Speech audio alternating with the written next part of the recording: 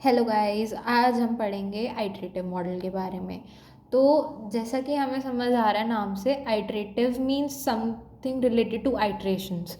ठीक है, तो इसमें 3 आइट्रेशंस मेरे को दिख रही हैं। तो यहाँ पे सबसे पहले क्या हो रहा है, हमारे पास जो फर्स्ट आइट्रेशन है उसमें मेरे पास रिक्वायरमेंट एनालिसिस, डिज़ाइन, टेस्टिंग और इम्प्लीमेंटेशन और रिव्यूइंग चल रही है। अब रिव्यूइंग के बाद इसमें क्या होता है कि रिव्यू करने के बाद अगर मेरे को लग रहा है कि मेरे को कोई चीज़ सेटिस्फाई नहीं कर रही है इन आइट्रेशन 1, देन रिव्यू से I will move to iteration 2, जिसमें मैं दोबारा से डिज़ाइनिंग करूँगी, टेस्टिंग करूँगी, इम्प्लीमेंटेशन एंड देन रिव्यू।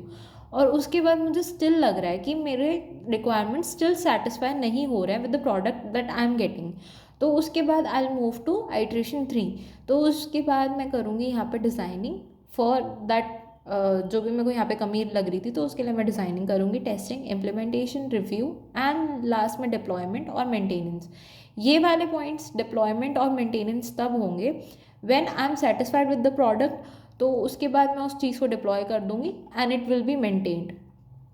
ठीक है, और ये जितनी भी मैं दिखा रही हूँ चीज़ें, ये सारी गीक्स फॉर गीक्स की हैं, तो you can read out that notes. Next आता है हमारे पास स्पाइरल मॉडल। अब ये जो स्पाइरल मॉडल है, it is a combination of iterative and waterfall model. Waterfall model मैंने प्रीवियस अपनी वीडियोस में कवर करा है, तो you can check it out. तो इसमें ये एक बहुत ज़्यादा लार्ज या कॉम्प्लेक्स मॉडल हम इसको बोल सकते हैं, और it looks like a spiral as the name suggest. So इसमें काफ़ी ज़्यादा लॉन्ग कर्व्स होते हैं जिसमें ये सेंटर पॉइंट से स्टार्ट होता है। और इसमें एक चीज़ ये ध्यान रखने वाली है, अगर मैं इसको जूम आउट करके दिखाऊँ देन, तो इसमें अगर हम देखें तो this is my first quadrant, right. और फर्स्ट क्वाड्रेंट से ये लूप यहाँ से स्टार्ट होके फोर्थ क्वाड्रेंट में ख़त्म हो रहा है मेरा, एंड देन अगेन उसमें लूप स्टार्ट हो रहे हैं। ठीक है, तो ये चीज़ आप जब इसका डायग्राम बनाओ तो you have to make sure कि आप ठीक से बनाओ इसका डायग्राम। तो इसमें क्वाड्रेंट 1 में जो यहाँ से हमारा स्टार्ट हो रहा है, वो ये रहता है कि इसमें सबसे पहले हम आइडेंटिफाई करते हैं और रिजॉल्व करते हैं रिस्क को। ठीक है, आपको रिस्क आइडेंटिफाई करना है and you have to resolve the risk.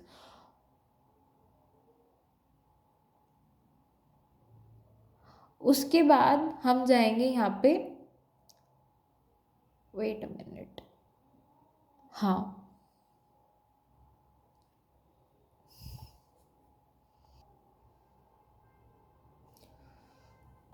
वो वाला जो डायग्राम था वो उसमें थोड़ा सा लेबलिंग गलत थी, तो हम इससे समझते हैं स्पाइरल मॉडल को।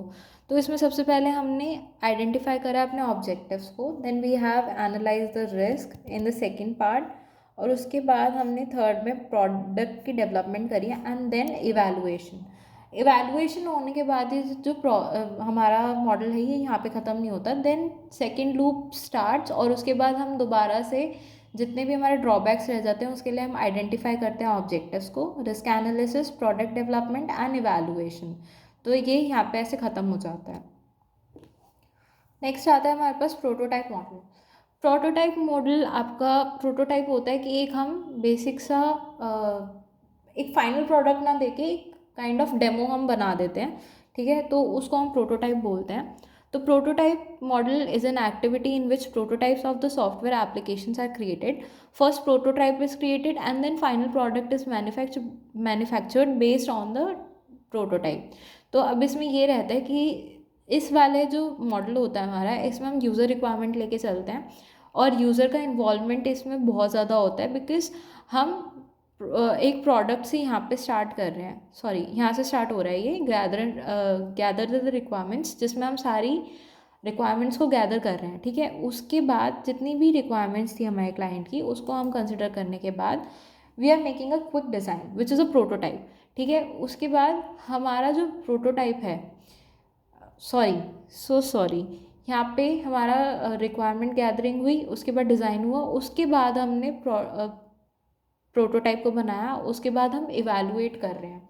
ठीक है, एक यहाँ पे ना एक साइकिल चलती हुई हमें दिख रही है, यहाँ पे इस टाइप से एक लूप चलता रहेगा जिसमें इवैल्यूएट अभी इसको कौन करेगा, जो हमारा क्लाइंट है। क्योंकि हमने यहाँ पे क्या बोला, सबसे पहले मैंने यही बात बोली कि जो क्लाइंट का इन्वॉल्वमेंट होगा वो बहुत ज़्यादा होगा।